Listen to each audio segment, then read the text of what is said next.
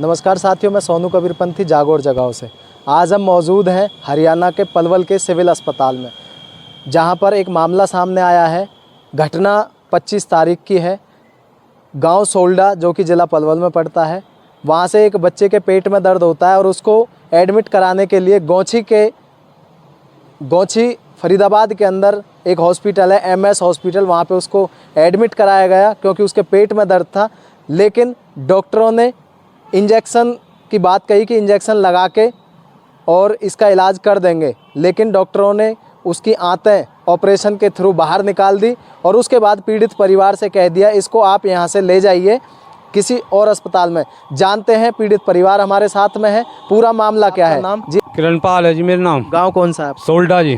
तो क्या था पूरा मामला, एक बार शुरू से आखिर तक बताइए। पूरा मामला ये जी, इसके पेट में बना दर्द, हम इसे हॉस्पिटल ले गए। उन्होंने बोले कि मतलब इंजेक्शन लाने पड़ेंगे आपको 6,000 रुपये के 3। हम बोल ले आएंगे जी, कोई बात नहीं है। उन्होंने मतलब इंजेक्शन की जगह पे हमसे बोले पैसे जमा करो और मतलब पहले इसकी CT स्कैन कराएंगे। कितने पैसे जमा कराए थे? पैसे 40,000 रुपये कर दिए थे। उन्होंने 80,000 रुपये मांगे हमसे। हम बोले मैंने कि बाकी पैसे 1 आध घंटा के बाद में कर देंगे हम बाकी के। वो बोले ठीक है जी, कोई बात नहीं है। हाँ, तो उन्होंने इंजेक्शन का काम तो करा नहीं, तो वो डायरेक्ट मतलब 4:15 बजे ले गए। वो 4 बजे ले गए तो 4:15 बजे तो उन्होंने 15 मिनट में उसकी आंत काट पीट कर बाहर निकाल कर। आपको बताया था कि भाई इसकी आंतें खराब हैं, इनको बाहर निकाला जाएगा? हमको नहीं बताया ये बात। आपसे बिना पूछे ही उन्होंने आंतों को बाहर निकाल दिया। हम उसके बाद हमने कही भाई तुमने ये क्या काम करो, तुम हमें पूछ कर जब आंतों को काट से निकालते, इनकी साफ सफाई करते या कोई बात करते। कह नहीं हमारे पास कोई इलाज नहीं है, ले जाओ अपने मरीज को। पेशेंट कहेगा कोई बुखार नहीं है, कुछ नहीं है, ऐसे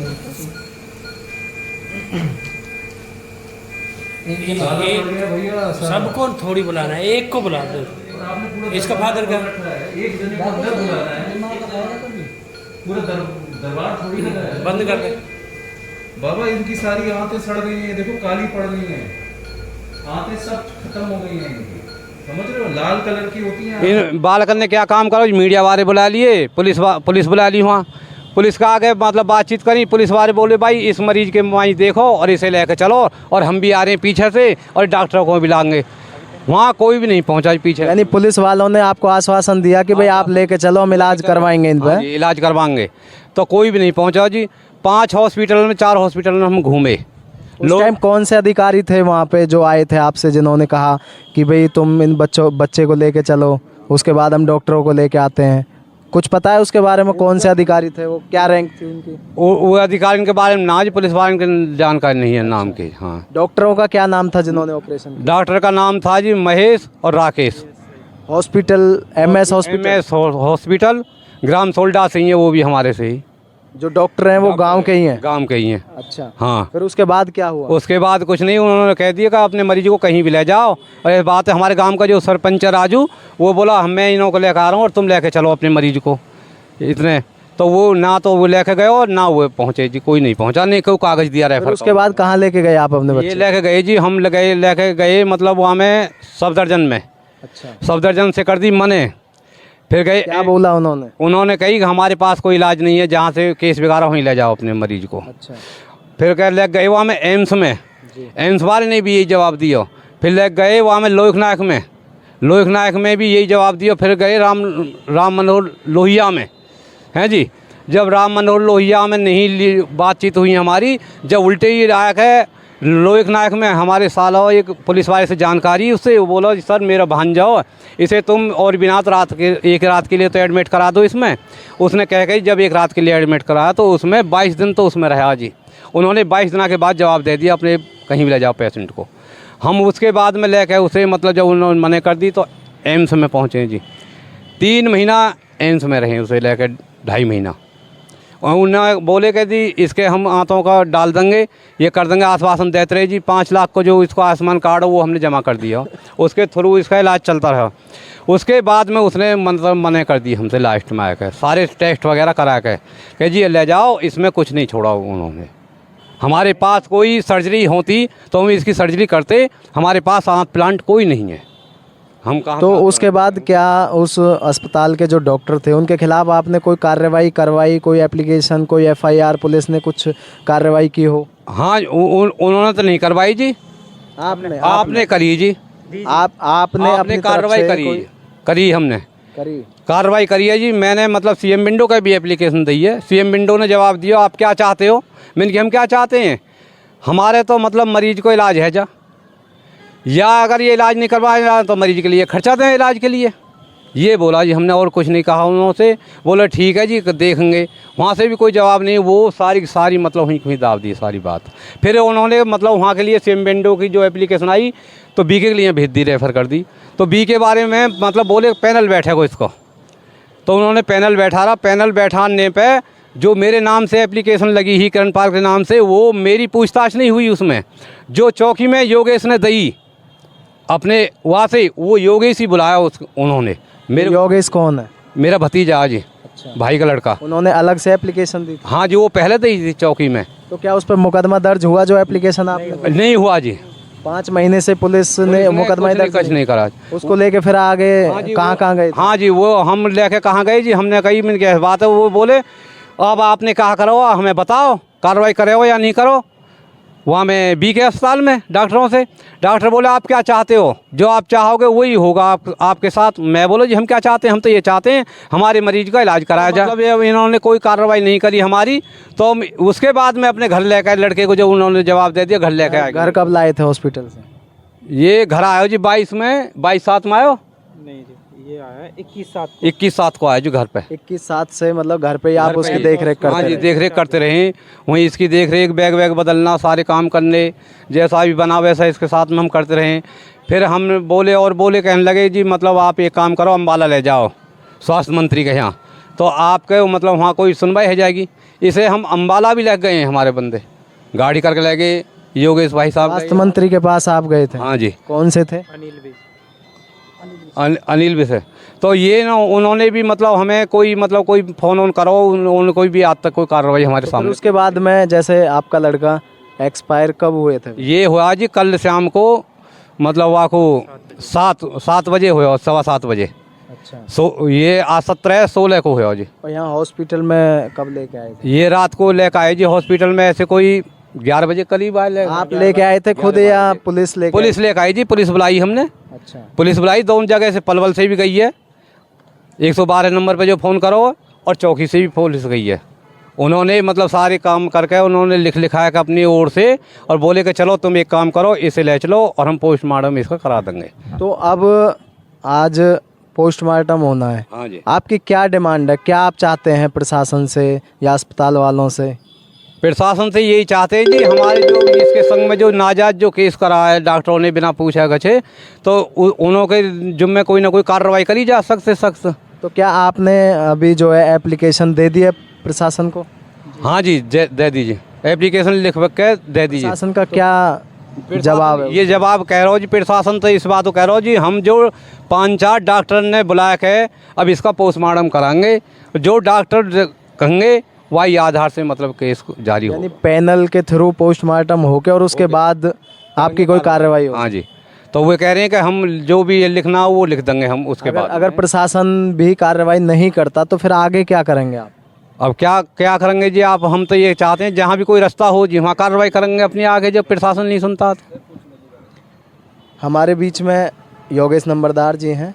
नंबरदार जी, जिस तरीके से पूरा मामला पीड़ित परिवार ने बताया है, क्या नहीं लगता कि इसमें पुलिस प्रशासन की ढील रही, जिससे उन अस्पताल के जो आरोपी डॉक्टर थे उनका हौसला बुलंद हुआ, और आज भी प्रशासन जो है लगता है कि कहीं ना कहीं पीड़ित परिवार को गुमराह करने की कोशिश कर रहा है? इसको लेके आप क्या कहेंगे? नमस्ते सर। नमस्ते। एक पड़ोसी गांव के नाते मैं पीड़ित परिवार से बार बार मिलता रहा, उनके साथ भी रहा था मैं। तो हम चौकी में भी गए थे, जो वहाँ पुलिस अधिकारी हैं उनसे भी हमारी बात हुई थी। हमने उनसे भी कहा था जी ये बच्चा जिस तरीक़ा से इसके साथ में अन्याय इन डॉक्टरों ने किया है, आप इनके खिलाफ़ कोई कार्रवाई करो। तो उन्होंने झूठा आश्वासन दिया था उस टाइम पे कि जी हम इनके खिलाफ़ कार्रवाई करें और कल आपको एफआईआर की कॉपी मिल जाएगी इनके खिलाफ़, और आप इस बच्चे का जल्दी से जल्दी ट्रीटमेंट कराएं ताकि इस बच्चे की जान बच सके। देख सकते हैं कि ये जो स्वास्थ्य मंत्री और गृह मंत्री हैं अनिल विज जी, हरियाणा सरकार के, उनको भी इन्होंने लिखित में दिया है अब जानेंगे वहाँ से इनको क्या आश्वासन मिला। इनके दरबार में हम गए थे, हमने गुहार लगाई थी, तो वहाँ पे हम मिले थे, डायरेक्ट हमने रूबरू अपनी बताई थी दुख भरी कहानी। तो उन्होंने कह दिया था भाई तुम्हारे पास 24 घंटे में खबर आ जाएगी और आप अपने बच्चे का बढ़िया अस्पताल में इलाज कराएंगे। लेकिन वहाँ से कोई सूचना नहीं आई, कोई फ़ोन नहीं आया। फिर हमने खुद, हमें जो नंबर दिया था उस पर फ़ोन किया था, उन्होंने कह दिया था, वहाँ मंत्री साहब थे, मंत्री साहब से हमारी डायरेक्ट बात हुई थी, उन्होंने कह दिया भाई हो जाएगा, शांति रखो, हो जाएगा, ये ऐसा मामला नहीं है, अब शांति रखो। लेकिन इस शांति के चक्कर में हमारा तो बच्चा चला गया सर। पीड़ित परिवार बहुत ही गरीब है और इन्होंने तो अपना सारा कुछ दाव पे लगा दिया है, घर भी गिरवी रख दिया है, क्योंकि ये जो मामला था बहुत ही घृणित मामला था। इन लोगों ने इस तरीक़ा से लापरवाही करी कि बच्चों की आँत भी नहीं दी थी। एम्स वालों ने कहा था कि भाई उन बच्चों की जो आँत हैं उनको आप ले आओ, हम देखते हैं उनमें से किस तरीक़ा से आँत सही हैं, गलत हैं, क्या हैं।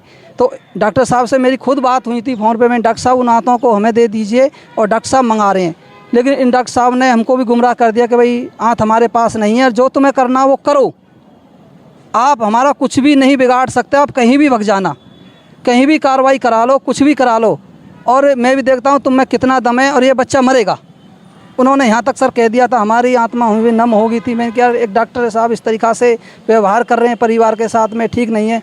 लेकिन सर पूरे हरियाणा सरकार में ऐसा कोई मंत्री या कोई ऐसा राजनेता या कोई अधिकारी नहीं है जहाँ हमने गुहार नहीं लगाई।